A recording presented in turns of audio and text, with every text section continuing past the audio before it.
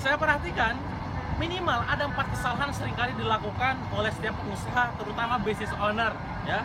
Ini seringkali saya temui di lapangan, klien-klien saya ya, yang UKM, yang baru mulai bisnis, kenapa gagal, baru mulai bisnis, kenapa bangkrut, baru mulai bisnis ketipu, mulai bisnis rugi. Nah, mereka tuh minimal melakukan 4 kesalahan, teman-teman sekalian ya. Apa itu? Yang pertama, mereka baru mulai bisnis, pengen langsung freedom. Ya, sekali lagi, baru mulai, pengen freedom.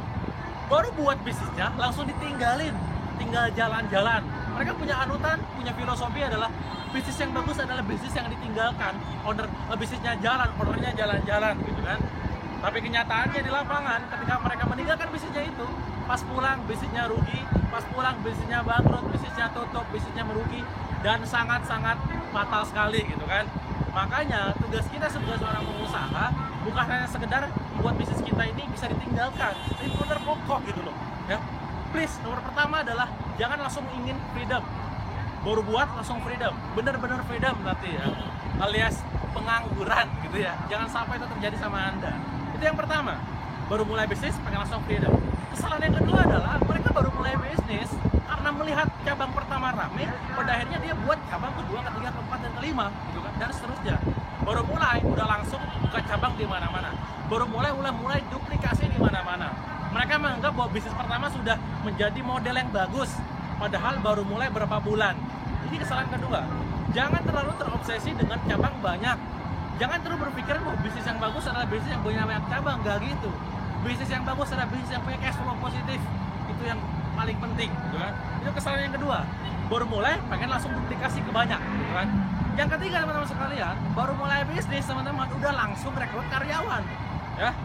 Baru mulai bisnis, mending kalau cuma satu gitu ya. Baru mulai rekrut karyawannya udah bejibun, ya, udah 10 orang supaya keren, manfaat bagi banyak orang.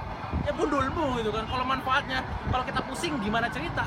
Gaji 3 juta kali 10 orang 30 juta gitu kan. Nah, kita penghasilan omset cuma 25 juta, gimana bayarnya? Pusing bayarnya, kita injek duit lagi, kita bangkrut lama-kelamaan. Ini kesalahan yang ketiga. Baru mulai rekrut karyawan dalam jumlah yang banyak. Padahal Anda mulai rekrut karyawan ketika Anda sudah melihat dalam laporan keuangan Anda, sudah saatnya rekrut karyawan. Lihat cash flow Anda, lihat kondisi keuangan Anda, apakah sudah layak atau belum. Itu yang ketiga. Terakhir, yang keempat, Anda baru mulai bisnis langsung sistemasi, ya, keren gitu kan. Mulai bisnis kan, SOP-nya dibuat, KPI-nya dibuat, wah, job desk segala macam, banyak hal gitu ya. Berpikirnya apa? Anak SOP yang bagus bakal menghasilkan yang bagus. Ya kalau sudah beneran gitu, sudah bener. Lalu baru mulai, udah SOP panjang lebar, KPI-nya banyak, bukan pusing awal-awal gitu kan. Seakan-akan pengen keren tapi pada sebenarnya enggak juga gitu kan. Itu namanya mensistemasi kegagalan. Jangan sampai terjadi sama bisnis Anda gitu kan.